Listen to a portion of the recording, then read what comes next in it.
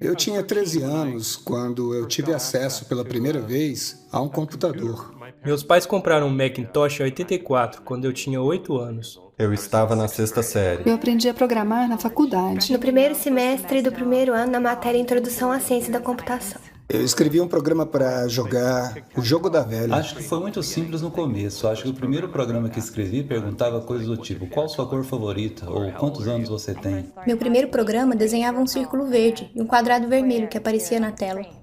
A primeira vez que fiz um computador escrever Olá Mundo, eu fiz um computador fazer aquilo. Foi simplesmente impressionante. Aprender a programar não começou comigo tentando aprender tudo sobre ciência da computação ou tentando dominar tudo sobre aquela disciplina ou qualquer coisa desse tipo. Simplesmente começou porque eu queria fazer uma coisa muito simples. Eu queria fazer uma coisa que fosse divertida para mim e para as minhas irmãs. Então eu escrevi esse pequeno programa, adicionei um pouco mais a ele e quando eu precisei aprender algo novo, eu procurei informações dos livros na internet. Eu acrescentei um pouco mais ainda ao programa. Na verdade, é muito parecido como tocar um instrumento ou praticar um esporte. No começo você pode achar que é complicado, mas com o tempo você vai pegando o jeito. Programação é uma coisa que pode ser aprendida. Eu sei que pode ser um pouco intimidante, mas acho que muitas coisas são intimidantes. Mas quer saber? O que não é? Muitos programas que as pessoas fazem são bastante simples.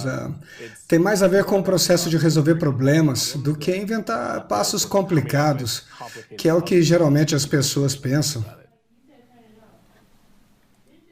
Você não precisa ser um gênio para programar, você só precisa ser determinado. Adição, subtração, é sobre isso. E você precisa saber a tabela de multiplicações. Você não precisa ser um gênio para programar, precisa ser gênio para ler. Mesmo se você quiser ser um piloto de corrida, ou um jogador de basquete, ou sei lá, construir uma casa, todas essas coisas foram viradas de cabeça para baixo com software. Mas você sabe que os computadores estão por toda parte. Você quer trabalhar com agricultura, quer trabalhar com entretenimento, quer trabalhar em uma fábrica? Os computadores estão em tudo isso.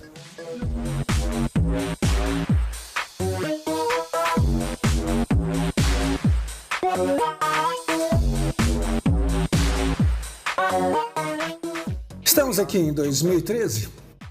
Todos nós dependemos de tecnologia para comunicarmos, ir ao banco, informação.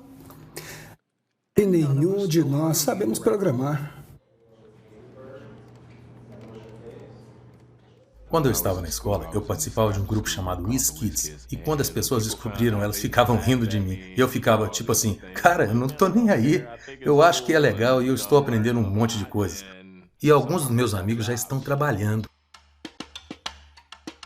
Nossa política é de contratar o maior número de pessoas talentosas que conseguimos encontrar. O problema é que, hoje em dia, não há pessoas que sejam bem treinadas e que tenham essas habilidades. Para conseguir as melhores pessoas, nós tentamos tornar o escritório o mais legal possível.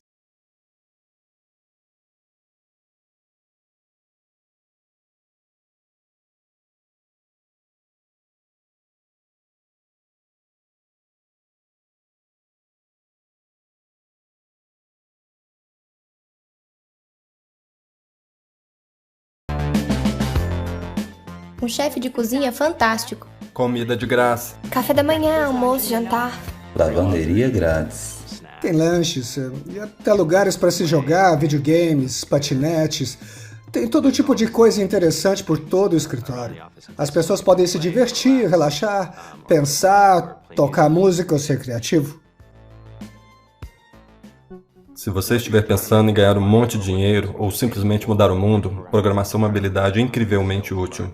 Eu acho que se alguém tivesse me dito que programação tem mesmo a ver com humanidade e ajudar as pessoas através da tecnologia, eu teria mudado minha perspectiva muito antes. Ser capaz de ter uma ideia e então vê-la nas suas mãos e então clicar em um botão e colocá-la nas mãos de milhões de pessoas.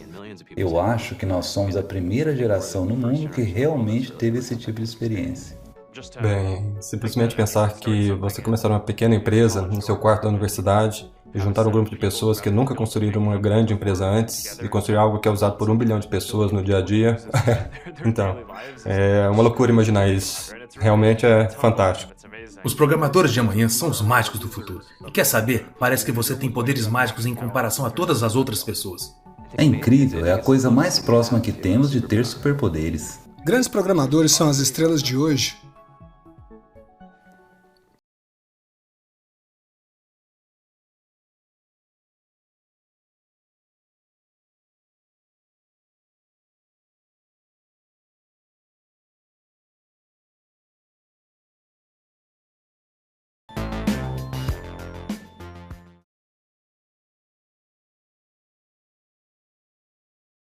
Aprenderemos as técnicas básicas para a programação de computadores usando a lógica computacional.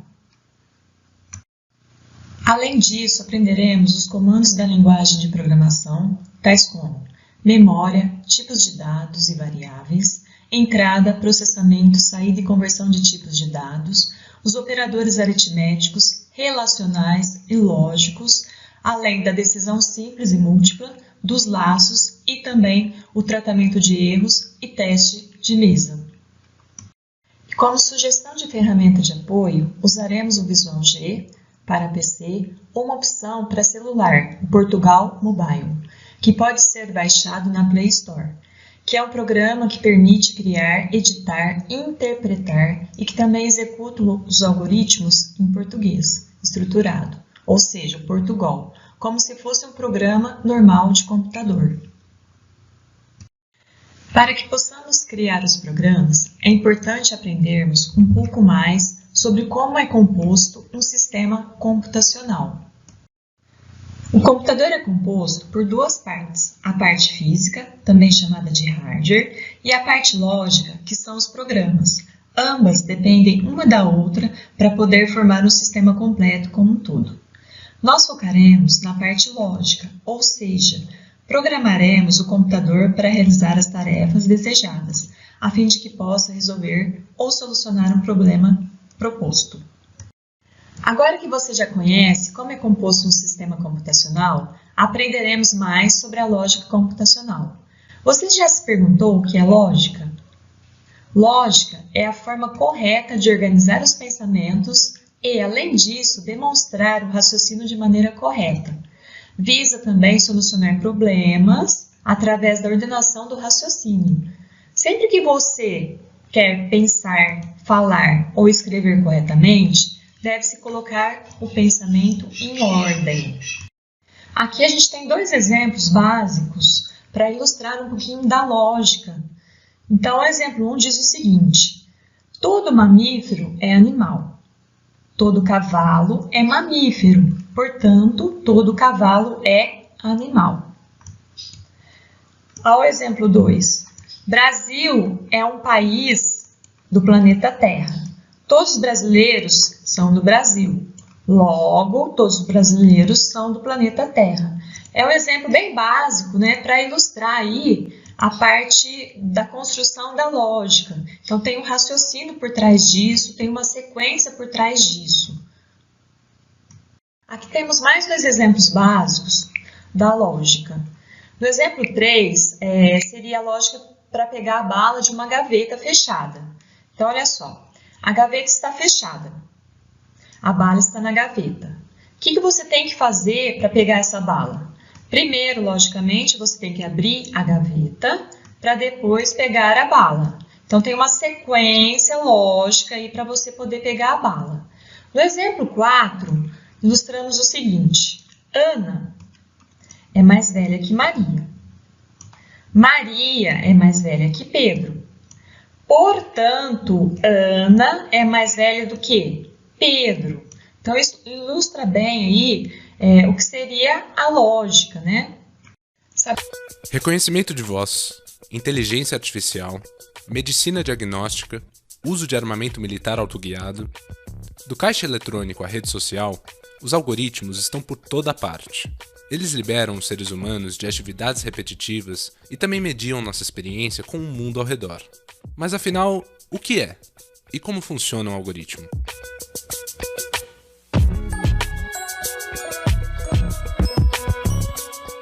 O algoritmo a gente costuma definir como sendo uma sequência de passos que resolve um problema. Em computação, o algoritmo é o conceito mais fundamental que existe, como o átomo na física ou o DNA na biologia, por exemplo. Tem algoritmos da época dos egípcios, dos gregos, resolvendo problemas práticos do tipo quando vai ter a próxima cheia do Nilo. Quando a gente pensa algo do tipo, como é que eu faço para sair daqui na Paulista? Então, se alguém me pergunta isso, eu sei que o que eu vou explicar é um algoritmo.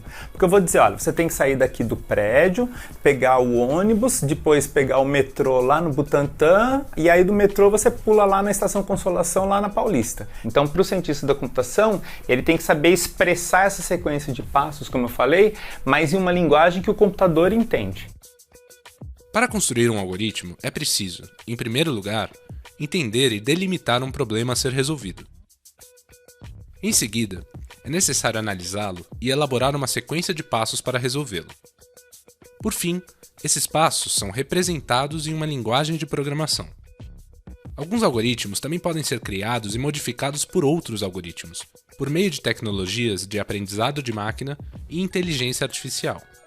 O fato é que nós fazemos muitas coisas procedurais, nós fazemos muitas coisas que são repetitivas. Só que agora a gente começa a descobrir que, tendo uma máquina que nos ajude, a gente pode colocar aquele sistema procedural para ser executado numa máquina, e aí a gente vai resolver o que a gente resolvia antes, mas vai resolver mais rápido, de maneira mais eficiente, mais precisa e assim por diante. Eu acho que o que vai acontecer é que esse casamento que eu falei, ciberfísico, então máquina, seres humanos e software, esse casamento vai ficar cada vez mais poderoso. O ser humano vai aumentando as próprias capacidades. Então a gente consegue fazer coisas melhores, não porque a gente faz sozinho, mas porque a gente faz com máquina e com computador, com software.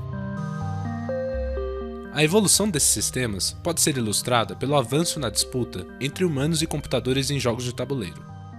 Em 1997, o computador Deep Blue da IBM venceu pela primeira vez o campeão mundial de xadrez Garry Kasparov, por meio de um algoritmo que previa 200 milhões de posições de xadrez por segundo.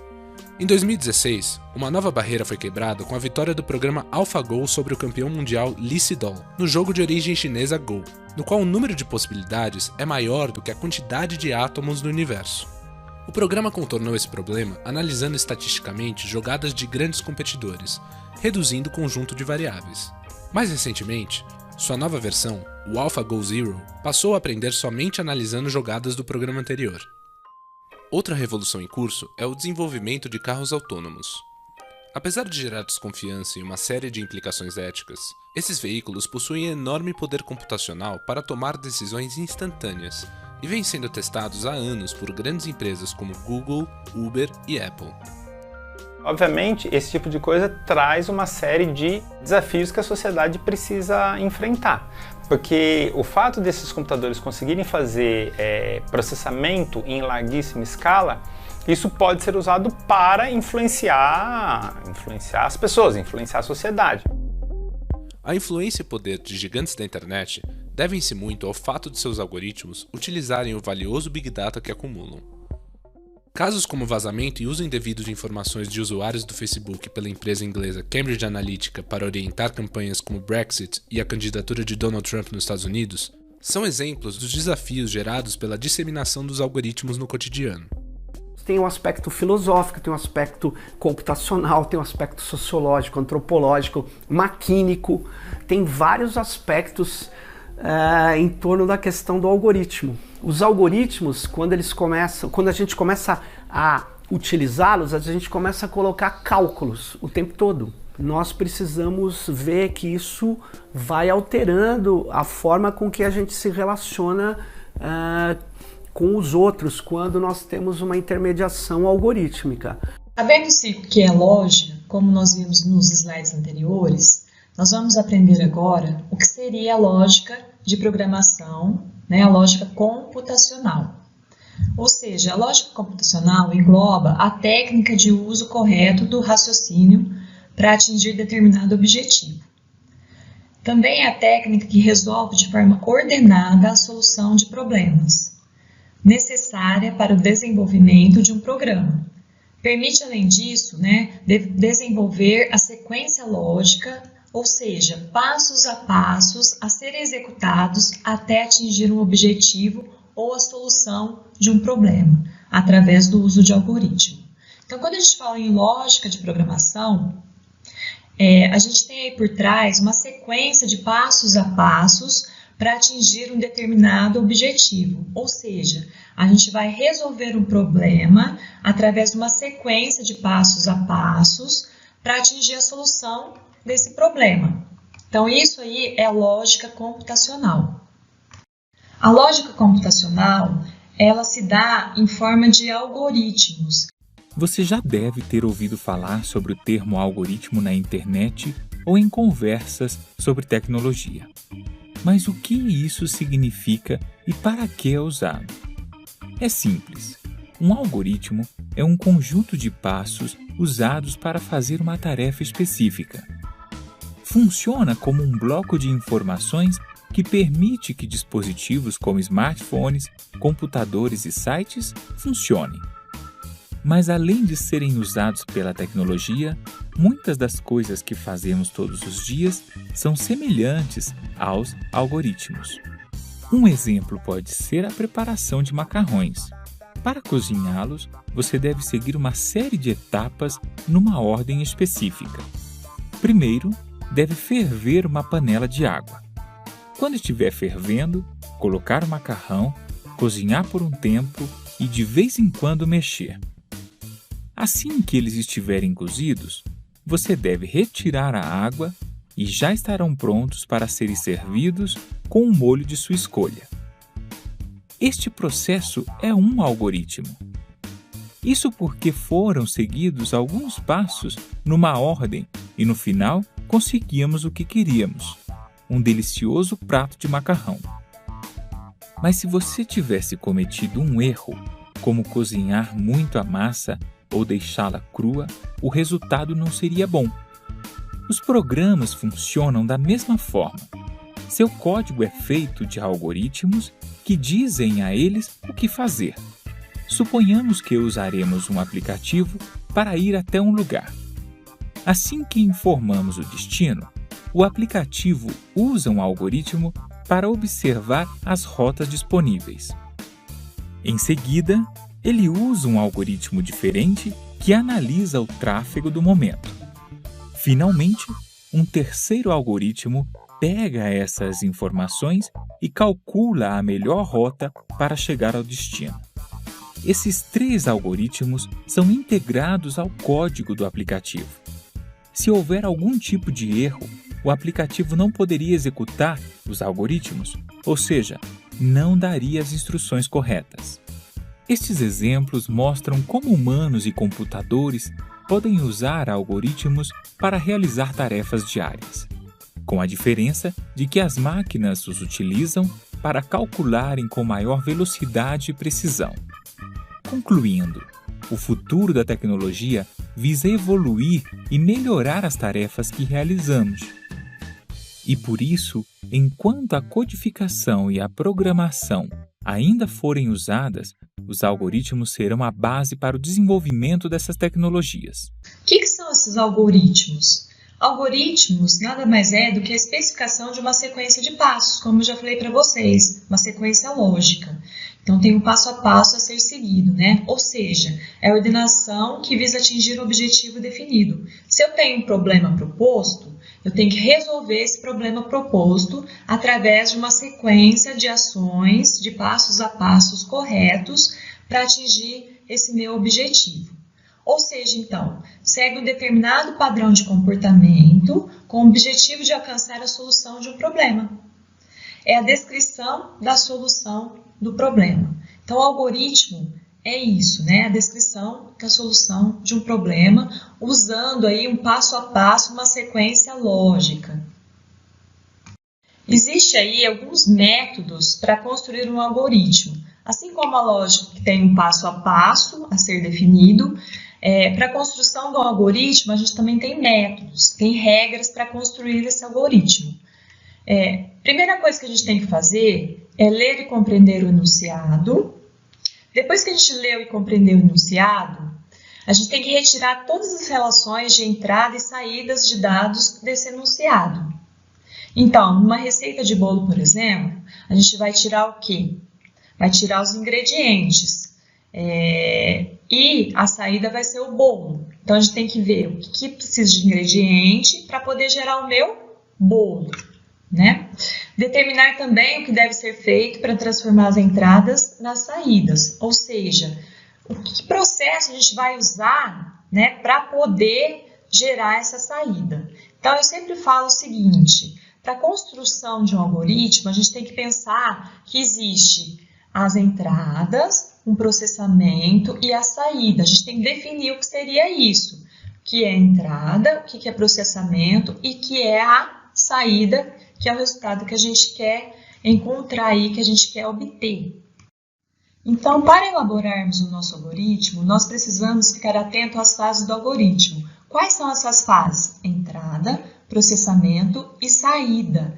Então, quando eu já li, compreendi o enunciado, eu vou lá e retiro as entradas, que são todos os dados de entrada, o que o usuário vai estar inserindo no sistema, para gerar o que? Um processamento, que são todos os procedimentos utilizados para chegar ao resultado final, e a saída em si, que é a visualização dos dados já processados. Nesse exemplo aqui, a gente tem o quê?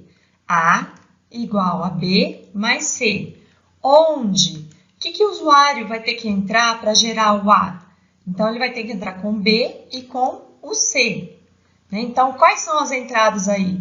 O B e o C. Então, o B e o C são as nossas entradas, da qual o usuário vai ter que entrar no sistema, para que, assim, ele possa gerar o quê? O processamento, que é o cálculo propriamente dito, das incógnitas A igual a B mais C, gerando quem? A nossa saída, que é o nosso A aqui. Então, se vocês prestarem atenção nesse exemplo, fica bem fácil a construção aí da fase do algoritmo. Na construção do algoritmo, nós precisamos aí prestar atenção em algumas regras de construção deste algoritmo. Uma delas diz o seguinte, que nós devemos usar um verbo por frase. Além disso, imaginar também que estamos desenvolvendo um algoritmo para pessoas que não trabalham com informática.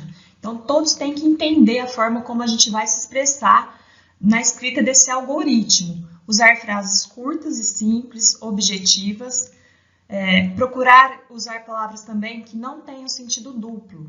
Então, essas regras permitem uma construção eficaz do nosso algoritmo. Mais para frente, a gente vai ver que tem as formas de representação do algoritmo e cada forma tem a sua forma correta de representação, as suas regras. Nós vamos trabalhar agora com algumas atividades para identificar o que é entrada, o que é processamento e saída. Então, a partir de alguns problemas propostos, a gente vai abstrair as entradas, o processamento e a saída na construção do nosso algoritmo aí. Neste problema proposto, nós vamos receber o código da mercadoria, o valor da mercadoria e a quantidade de mercadoria. Perceba o seguinte, quando eu falo receba código, valor e quantidade, eu estou dizendo que o usuário deverá entrar no sistema com essas informações, com esses dados, a fim de que eu possa fazer o cálculo do valor total da mercadoria, que é a quantidade vezes o valor. Então, aqui a gente tem a parte de processamento e aqui a gente tem a parte de entrada desses dados, mostrando que o código da mercadoria e o seu valor total abstraído da quantidade vezes o valor. Então, o que eu teria, como dados aí de entrada, processamento e... Para a solução deste problema, nós encontramos que devemos receber o código da mercadoria, o valor da mercadoria e a quantidade de mercadoria. Se eu estou dizendo receba, eu já estou falando que é o quê? Entrada de dados. Então, eu coloquei aqui o código, o valor e a quantidade. Então, são dados de entrada. A partir daí, eu vou calcular a quantidade vezes o valor, que é o nosso processamento, Eu tenho que achar o valor total, que é dado pela quantidade vezes o valor. Então, montei o cálculo aqui, quantidade vezes valor, da qual será atribuída em valor total, que é a nossa saída, porque eu quero achar. Então, veja bem, recebi código, valor e quantidade. Perceba que eu estou colocando como variável é tudo que varia durante a execução do programa. Então, o usuário vai entrar com esses dados e a partir daí vai gerar um processamento, que também é colocado em forma de variáveis, a quantidade vezes valor igual ao valor total. E o que eu quero achar é o valor total, então é minha saída. A partir daqui, já está montado mais ou menos o nosso algoritmo. Fica fácil de enxergar a construção do algoritmo. Neste problema proposto, eu tenho a leitura das dimensões de um retângulo, que é a base e a altura, propondo calcular e escrever a área deste retângulo. Então, pensem por essa fórmula, como é que a gente poderia montar o nosso algoritmo, retirando a entrada, o processamento e a saída. Para a solução deste problema, de leitura das dimensões do retângulo, nós temos a base e a altura. Então, o que é a base e a altura? Dados de entrada. O usuário vai ter que entrar no sistema com esses dados para poder gerar o quê? O cálculo da área igual a base vezes a altura. Então, se a gente perceber aqui, nós já temos um processamento, que é a área igual a base vezes a altura. Os dados que estão aqui são os dados que o usuário vai ter que entrar. Se ele vai ter que entrar, são dados de entrada.